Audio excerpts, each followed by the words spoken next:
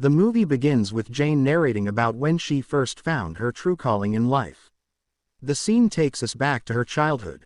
Jane, her younger sister Tess, and their father are attending a relative's wedding. This happens shortly after their mother's death, so Jane has to step in as a mother figure for her sister. When her father asks Jane to take Tess to the bathroom, Jane stumbles upon a bride who is very upset because she has ripped a seam on her dress, leaving a hole at the back that shows the upper part of her rear end. Jane has a sudden moment of inspiration and uses her sister's hair ribbon to sew up the back of the dress in a stylish way. The overjoyed bride then asks Jane to carry her train down the aisle as a thank you. The story then jumps to the present day. Jane is now in a bridal shop, surrounded by seamstresses who are hemming a wedding dress. A woman walks in and tells Jane, the bride is on the phone. It is revealed that Jane is the same size as the bride and is fulfilling her bridesmaid duty by having the wedding dress hemmed on the morning of the wedding for the anxious bride. Jane leaves the store with the dress in hand, wearing her bridesmaid dress, and hurries to the wedding. She arrives just in time for the bride to change and prepare for her ceremony. During the ceremony, Jane keeps checking her watch, and a wedding guest notices her impatience. As soon as there's a break in the festivities, Jane quickly hails a taxi.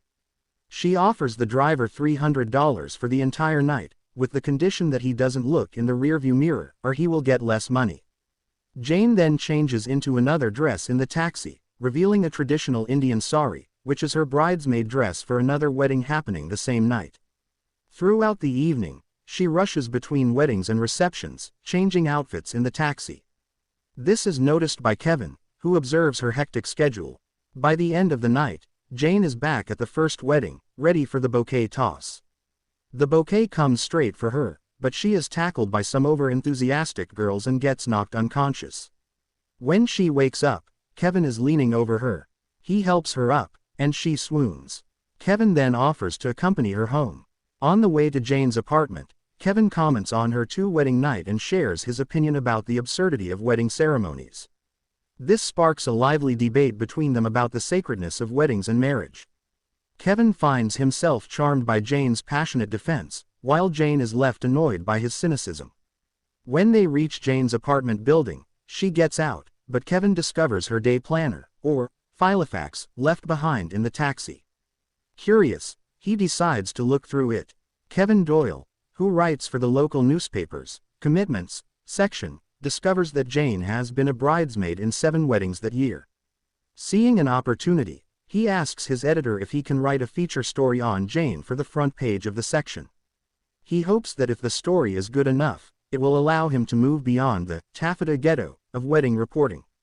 In the next scene, Jane heads to the office with her friend Casey, who is also a bridesmaid at one of the weddings. Inside the office, Jane is teased about her long-standing crush on her boss, George, to whom she is a personal assistant. Everyone knows about her infatuation except for George, who owns the eco-friendly outdoor sports magazine where they work. Flowers are delivered for Jane without a note, and she excitedly assumes they are from George. When she leaves work with Casey, Jane mentions she has to pick up her sister from the airport but will see Casey later at a coworker's engagement party that night. At the airport, Jane picks up her sister, Tess, who has been working in Milan as a model. They return to Jane's apartment, where Tess will be staying for a few weeks. They talk about their parents' wedding photo, which Jane has framed in her home. They agree it was a romantic event, though Tess dislikes their mother's dress, while Jane is enamored with the entire wedding, especially the boathouse setting at sunset. Tess then notices a pile of newspaper clippings on the counter featuring engagement profiles written by her favorite writer, Malcolm Doyle, known for his sweet and heartfelt descriptions. During their conversation, Jane invites Tess to the engagement party. Tess admits she has plans to meet friends from Milan for drinks but promises to try and make it to the party. The engagement party takes place in a bar with a gothic theme. Jane is chatting with Casey when George arrives and asks Jane what he had bought for the couple. After some small talk, George asks Jane if what he put on her desk that morning was okay since their relationship hadn't been like that before. Jane says it was fine, and after George walks away, Casey, shocked that the flowers were actually from George, urges Jane to go tell him how she feels. Gaining confidence, Jane starts to walk toward George at the bar, but she notices him staring at something across the room. George is captivated by Tess, who has just entered the bar looking for her sister. They lock eyes and walk toward each other, right in front of the now deflated Jane. As they are introduced, George tells Tess that Jane is his lifeline and even mentions that she picked up his dry cleaning that he had left on her desk that morning. George then asks Tess if she would like to get a drink at the bar, an offer that Jane had turned down earlier to seem responsible. As Tess and George head to the bar, Kevin appears and asks Jane if she liked the flowers he sent. Upset by the situation, Jane excuses herself and goes to scream in an adjacent room, which turns out to be a private anniversary party. She embarrasses herself with her outburst. When she returns to the dance floor, Kevin is waiting, holding her drink. He gives her day planner back and teases her about her full-time wedding duties, then asks her to get a drink. Feeling depressed, Jane declines and goes to the bar to persuade her sister to leave for the night. However, Tess asks George to go dancing instead. George invites Jane to join, but Tess subtly hints for her to decline. Jane, feeling defeated, lets them leave together. Jane returns to her apartment but can't sleep while her sister is out until the early hours of the morning. Frustrated, Jane gets out of bed and tries to occupy herself. She does sit-ups, reads a wedding magazine, brushes her teeth, and eventually starts scrubbing the stove in the kitchen. When Tess finally returns, Jane tries to hide her obvious agitation and listens as her sister talks about her wonderful evening. Tess asks for details about George, and Jane shares unique insights about him that reveal her feelings, but Tess doesn't notice her sister's crush. Tess then reveals that she and George had gotten kind of intimate and that he wanted to have lunch the next day. She asks Jane if this would be all right, and Jane, always putting others first, says it's fine. The next day, the sisters visit their father at his hardware store. While they are having breakfast in his loft upstairs, George calls Tess. She giggles and chats with him on the phone in another room, while Jane sits there, feeling upset. In the office, Jane looks over into George's office and sees her sister in a short dress, leaning over the desk and flirting with George. Feeling frustrated, Jane opens her Filofax and sees that Kevin has written his name on every Saturday along with his phone number. She calls him and tells him to leave her alone, but Kevin renews his offer for drinks, saying that if she ever wants to hang out with someone who doesn't need her to take them to a fitting or a cake tasting, he would be available. After hanging up, Pedro, George's little brother, from the Big Brother program, arrives for George to take him to his baseball game. George insists that both Jane and Tess come along, so they leave for the game. At the game, George, Tess, and Jane go to the concession stand to get refreshments before the game. Jane orders a chili dog and asks Tess if she would like one. Tess responds that she is a recent vegetarian, a lie Jane recognizes because George doesn't eat meat. Tess then talks about her hiking trips, causing Jane to roll her eyes, and her love for their dog, Tori. Finally fed up, Jane corrects her sister, saying the dog's name was Toby. Tess explains that Tori was what she called the dog because of her lisp. George rejoins the conversation and shares that he, too, had a speech impediment as a child. He used to stutter. Pedro calls for George to join him on the field to shag some flies, and when the girls are left alone, Jane confronts Tess about her lies and her dislike of Toby. Tess justifies herself, saying she could learn to not eat meat. She likes the outdoors for tanning, and she only hated it when Toby slobbered on her. George interrupts the tense moment by calling Tess to try her hand at batting, despite her being in a dress and heels. The next few scenes are a montage of Tess and George's blossoming relationship, shown through Jane's perspective. She walks in on them making out in the apartment, sees a slideshow of pictures of them on George's office computer, and more. One night, after everyone else has gone home, Jane goes into George's office to straighten up and notices he has left his wallet. Seeing an entry in his desk calendar, she hurries to the listed restaurant to return his wallet. When she arrives, Jane sees that the entire area has been rented out. There's a band, and a banner drops down saying, "Will you marry me?" George walks in and, seeing Jane, says, "No, guys, that's not her," and they roll the banner back up. Crushed, Jane gives George his wallet just as Tess walks in. The whole scene replays, with George having his dog, Gatsby, bring in the ring. He then proposes to Tess while Jane, heartbroken, tries to quietly escape the scene. After witnessing the man she loves proposing to her sister, Jane agrees to meet Kevin at a bar. She explains that her upset is due to the anticipation of being dumped on by her sister to handle all the wedding details. Kevin chides her for being unable to say no to anyone, and they discuss her constant need to do whatever anyone asks. Later, the girls are at their father's apartment with George. Their father calls George his hero for giving Jane a job and for marrying Tess, who has now decided to stay in town. Their father leaves the room briefly and returns with their mother's wedding gown for Tess. Jane is mortified and heartbroken as Tess picks up the dress, saying how honored she is to wear it, despite her earlier comments about disliking the dress. Noticing Jane's expression, Tess says, "I know you wanted to wear Mom's dress first." Jane replies, "It's fine, it's what she would have wanted," hiding her true feelings. In the next scene, Jane and Tess are walking together, and Tess asks her about the numerous wedding details Jane has been handling alone. Tess reveals that she and George are getting married in the same boathouse where their parents had their wedding, in 3 weeks. This upsets Jane since she had planned to use that venue for her own wedding, but she hides her feelings once again. Tess, aware of her lack of friends, asks Jane if Casey could be a bridesmaid, noting that Casey is pretty and won't disrupt the wedding's aesthetics. Later, Jane, Tess, and George visit a custom cake bakery. Jane leverages her experience with the baker to get him to agree to make the wedding cake in 3 weeks. While George steps away to take a call, Kevin walks in and introduces himself as Malcolm Doyle, the Commitments writer who had contacted them about writing a feature on their wedding. Jane is stunned by this revelation and accuses him of lying to her, which Kevin denies. Tess tells Kevin that Jane is his #1 fan and that she keeps all his articles, which embarrasses Jane but amuses Kevin. Jane pulls Kevin aside and asks if he is truly as cynical about weddings as he had seemed. Kevin confirms that he is, which makes Jane feel like she has just found out her favorite song was written about a sandwich. Kevin arrives at Jane's apartment while she's doing the dishes. Although Jane refuses to let him in, Kevin convinces her by saying he needs to interview all of the bride's friends and family. Once inside, he spots a closet bursting with colorful bridesmaid dresses. Despite Jane's attempt to close the door, Kevin pries it open and discovers all the dresses and accessories she's worn.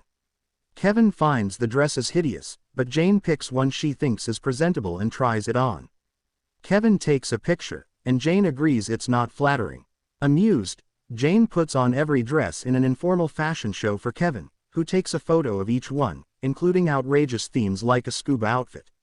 After the show, Kevin counts 27 dresses and asks why she keeps them. Jane explains that she has had good times in them and hopes that someday the people will be there for her own wedding. Saddened, Jane asks to finish the interview and puts the dresses away. Back at the office, Kevin's editor asks for the article, but he hasn't finished it yet. He sends her the draft, which she loves, guaranteeing him a front-page spot that Sunday. Kevin begs for a postponement to delve deeper into Jane's story. The editor remarks that it sounds like he has a crush on Jane, but agrees to delay the feature. Later, Jane arrives at George's apartment to finalize the guest list, but Tess refuses to let her in. When Jane pushes her way inside, she discovers that Tess has hired Pedro to clean the apartment, which would upset George. Pedro has agreed to keep it a secret in exchange for the after-school job. Jane and Kevin are at a store registering Tess for wedding gifts. As they scan items, Kevin mocks Tess's misuse of Jane's services and Jane's sentimental comments about the gifts. Jane accuses Kevin of hating weddings because he's either not found love or was dumped at the altar. Kevin reveals that his ex-wife left him for his college roommate after their wedding, which makes Jane feel bad for hitting a nerve. She then suggests they find the ugliest items in the store and register them for Tess. Jane receives a call from George, asking her to preview the wedding menu since Tess is getting her hair done. Jane agrees and almost reveals Tess's lies but decides against it. Kevin, calling Tess to find Jane, learns she is at the boathouse with George. He arrives and sees Jane laughing with George, realizing her feelings for him. Kevin tries to leave discreetly, but George spots him. Kevin volunteers to accompany Jane to pick up vintage table linens in another city, as George needs to have dinner with his parents. Despite Jane's attempts to get George to come instead, Kevin is insistent. In the car driving through the rain, Kevin confronts Jane about her sick love triangle, helping her sister plan a wedding to the man Jane secretly loves. Jane gets angry and starts driving recklessly. Despite Kevin's warnings about hydroplaning, they lose control, skid off the road, and crash into a tree, getting stuck in the mud. They run to a nearby bar where they find that the phones are out and there's no cell reception. With no other options, Kevin orders a drink and Jane, feeling defeated, joins him, saying she'll only have one. Later, presumably after several drinks, Jane asks Kevin about a wedding he wrote about where the ceremony was held on the anniversary of the parents' deaths and the brother flew in from Afghanistan. Kevin says he doesn't remember, which Jane attributes to him trying to appear mysterious and sexy. Kevin shares that his favorite part of weddings is seeing the groom's face when the bride walks down the aisle, a detail Jane had previously mentioned to George. The jukebox starts playing Elton John's Benny and the Jets, and Kevin begins singing along. Jane joins in, but both of them hilariously butcher the lyrics. They end up dancing on the bar, singing the song's chorus loudly. The crowd helps Kevin down, and he catches Jane when she jumps off the bar. He admits to her that he cried like a baby at the wedding she mentioned, and they share a kiss. The scene ends with them back in the car, where Jane is helping Kevin out of his shirt, and they fall into the back seat. The next morning, Kevin brings coffee to the car and they walk to a nearby diner while waiting for the tow truck. At breakfast, someone from the previous night recognizes them as Benny and the Jets, and they laugh about their antics. When the waitress comes with their orders, she notices Jane and exclaims, "Hey, you're that girl." Jane, smiling, replies, "Yes, I'm Benny, he's the Jets." The waitress then brings over a newspaper with a feature story about Jane's 27 bridesmaid experiences. Kevin realizes his editor published the article early and tries to explain, but Jane, upset, leaves the diner and slaps Kevin for using her. Back at the newspaper office, Kevin confronts his editor about the early release. She insists that he should be grateful and walks away. Jane returns to her apartment, where Tess is furious over the article that portrayed her as Bridezilla. Tess yells at Jane and answers the phone, which is Kevin calling. Tess screams at him, then storms out, shouting, "You might want to alert traffic control because Bridezilla's on the loose." The next day at work, Jane discards a pile of missed call notices from Kevin. Casey approaches, and Jane asks her not to discuss the article. George then calls Jane into his office. She begins apologizing, but George reassures her, saying he only wanted to check if she was okay. Jane appreciates this, and George adds, "No one reads that section anyway, despite it being the most popular part of the paper." Jane arrives at a bridal boutique where Tess, in her underwear with a checklist, informs her that she's forgiven her but insists Jane must read from a script during the rehearsal dinner. Jane reluctantly agrees. When the store employees bring out Tess's wedding dress, Jane is shocked to see it's not their mother's dress. Tess reveals she's incorporated their mother's dress into the new one and saved the remaining pieces for Jane. Enraged, Jane demands Tess tell George the truth or she will. Tess refuses, believing Jane wouldn't hurt her, and Jane responds that Tess is no longer her sister but just the person who broke her heart and destroyed their mother's dress. At the rehearsal dinner, Tess confirms Jane will follow the script, but Jane sets up a PowerPoint presentation. During the presentation, instead of the planned content, the slides show embarrassing photos of Tess eating barbecue with her engagement ring on, awkwardly handling a cat, and being scared of Gatsby. As Tess tries to explain, Casey brings Pedro up to speak. Pedro praises Tess for helping him start his cleaning business and for cleaning George's apartment. George, appalled, leaves and breaks off the engagement. Jane feels horrible for what she's done. Jane steps outside to escape the chaos and tries to hold back her tears. Kevin, who had been lingering at the rehearsal dinner, approaches her. He apologizes for hurting her and explains he came to ask for forgiveness and to be there for her, something he had avoided for a long time. He hands her a Palm Pilot to replace her outdated Filofax and then leaves, saying he won't bother her again. Later, Jane is at her father's store, lamenting that Tess will never forgive her. Tess arrives, drawn in by their father. The sisters argue heatedly. Tess accuses Jane of always trying to be a mother figure, while Jane accuses Tess of always having everything handed to her. Tess admits she wanted to be more like Jane and reveals she was fired from her Milan job and dumped by her Italian boyfriend. She had seen George as a way to start over. The sisters, finally understanding each other, hug and begin to figure out their next steps. That night, Jane gets a call from George, who needs her to be his date for a business event because he's too busy after the breakup. When she arrives at the office, George asks her to pull up his presentation and praises her for always being so accommodating. Jane suddenly realizes that she's been staying around because she's been comfortable and thought she was in love with him. She quits, telling George that the kiss they share has no spark. They try again, but it still falls short. Just then, her new Palm Pilot rings with "Benny and the Jets" as the ringtone. Smiling, Jane apologizes and runs out of the office. Jane rushes to the pier where Kevin is covering his last wedding, having been promoted out of the commitments section due to the success of his article. She boards the wedding ship and searches for him among the crowd. The bride, recognizing Jane from the article, excitedly pulls her on stage and hands her a microphone. Jane confesses her feelings for Kevin, who is shocked but touched. After her confession, Jane awkwardly exits the stage, only to be stopped by Kevin, and they share a kiss. In the final scene, Jane and Kevin are married on the beach. Tess, George, and Pedro are among the guests. Tess introduces herself humorously and joins the others. As Jane walks down the aisle, she narrates that Kevin is looking at her just as she had always hoped her groom would.